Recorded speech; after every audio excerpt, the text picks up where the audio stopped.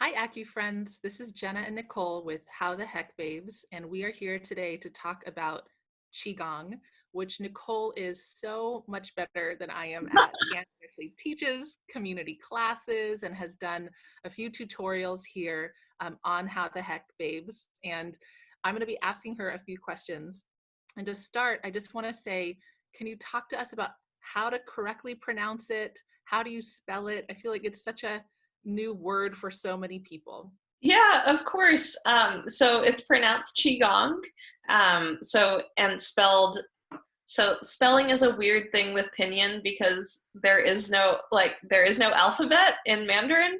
And so it does come from China. The way you mostly see it spelled in Pinyin, or like what you would see with like alpha characters, is QI, which we know as Qi, the life force, and Gong, like a gong, Gong.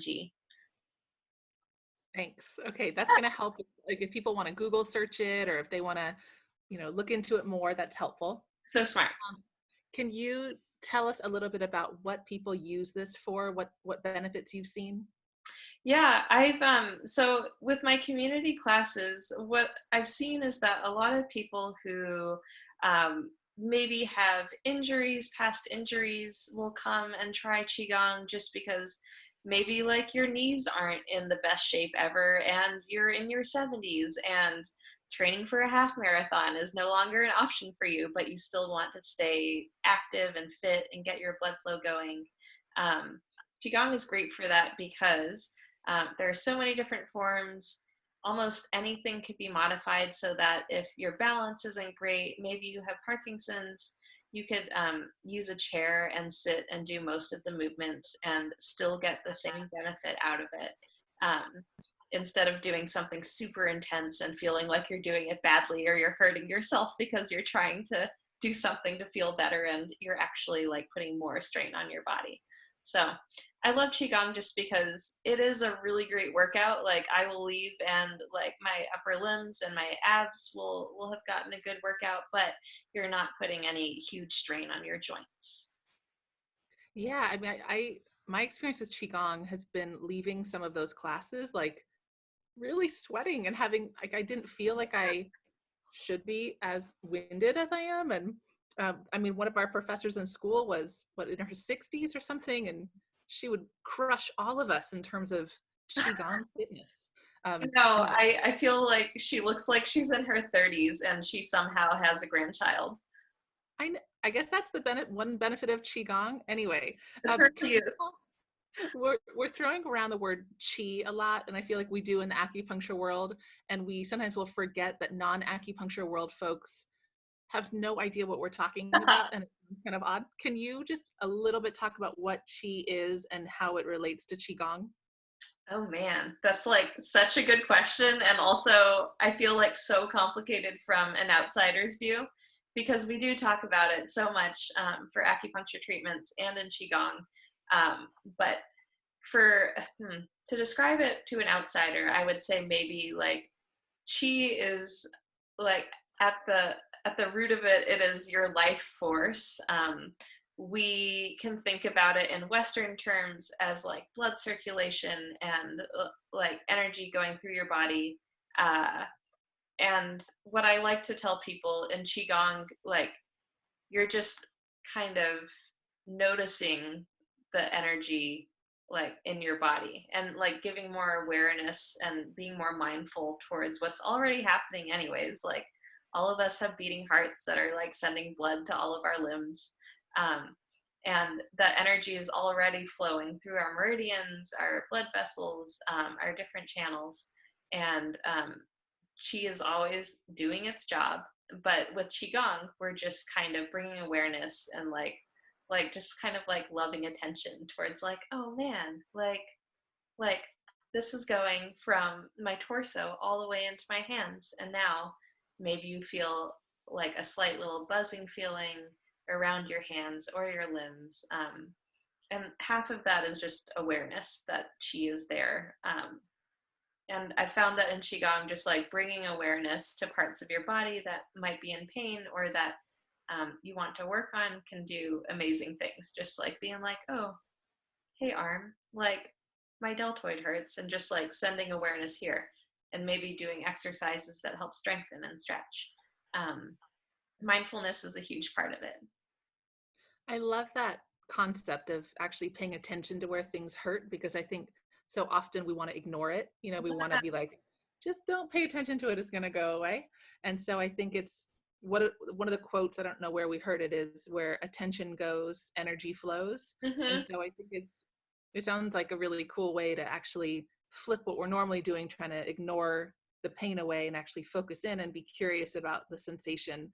I am a little bit interested in if you could talk about how Qigong and Tai Chi and yoga and meditation, how are those things, how does Qigong stand out from those?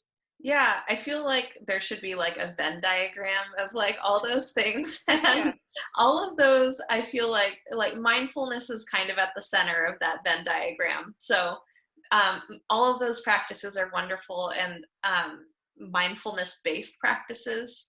Uh, Breath work is a little different when you're looking at qigong versus yoga. A lot of the times in yoga, you'll get that ujjayi breath where you're like forcefully exhaling to build heat in the body, in the back of your throat. And that's definitely not a thing that you'll see in qigong. Um, if you're looking at like the highest qigong masters, like our our youthful instructor at Aoma would always say that like the highest level of breathing in qigong is fetal breathing. Like you can't even tell that you're breathing. So it's effortless.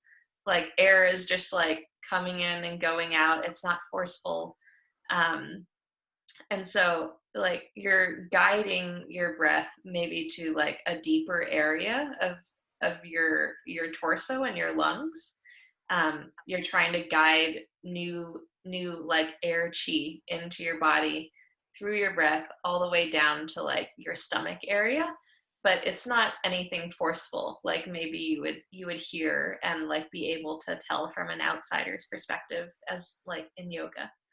And as far as Tai Chi and Qigong, I like to think of Tai Chi as like a subcategory of Qigong. Like Tai Chi is a lot more structured, but it still uses a lot of the same concepts as Qigong. Um, and it's more like form based, like you follow a form like you would maybe a vinyasa in yoga, how they're like sunrise salutations. I'm not the best at yoga. Do you know? Yeah. I don't know. Right. Yeah. Sun salutation, Sun, something like that. yeah, something like that. Yeah. Oh man. And so there are like these prescribed things that you follow. And Qigong has forms as well, but it's not like, hey, you do 3 of these and then you do 4 of these and then you do like, and then this. What I love most about Qigong is it's this collection of different movements that you can just like pick and choose from and be like, huh, today I'm feeling like a little tight in my lower back, and this, I'm just going to do like 20 of these, or like I'm just going to do this until it feels like I've addressed that. There's no like prescribed like amount of time or number of things that you have to do. Cool. I like the like pick and choose, more free Yeah, form. Sometimes I get structures make me cranky, so I love yeah, this. it feels very like buffet of mindful movement. Yeah, I love it. The Yeah, healing buffet of Qigong. yeah. So my last question is, I've seen people, I mean, we were in China together studying, and we would see large groups of people doing like Qigong exercises together in parks, um, and then I see people doing it alone. Do you Mhm. have a preference? Do you think it's a solo practice versus a community practice, or is there a time and a place for both? I think there's definitely a time and a place for both. I personally am so like community minded that I love doing it in a group. And anyone who has done qigong in a group will probably notice that there's a huge difference between like doing qigong on your own, which is also super valuable, and also like times like sometimes you can't like drive across town for a qigong class, and it's perfectly fine to do it on your own. but there's just this different feel that doing it in a group will bring. It like this sounds so woo woo of me, but like everyone brings their own kind of like joy and energy, and like it's a tangible thing. Like everyone kind of like will play off of each other. And practicing in a group is great. I love it. Like quarantine is killing me. Like I wish that, I wish that I could practice with people again. Um, I can definitely do it here at home, but it's not the same for me. Well, that's what I have as far as questions go. If you at home have other questions as you're watching this, please comment below, and we will do our best to answer them. There are some other videos on the YouTube and Facebook page. So How the Heck Babes, and there's more Qigong videos that Nicole will lead you through. I do one. Nicole's probably the better person to watch because she's just so good at this stuff. Yeah. And I'm still more like, which buffet item do I want? Like learning the ropes. But feel free to watch those videos, try it at home, get a group of friends together, try it with them. And again, comment below with questions. Be healthy, be safe, have fun. Thanks, Nicole. Thanks, Jenna. Bye.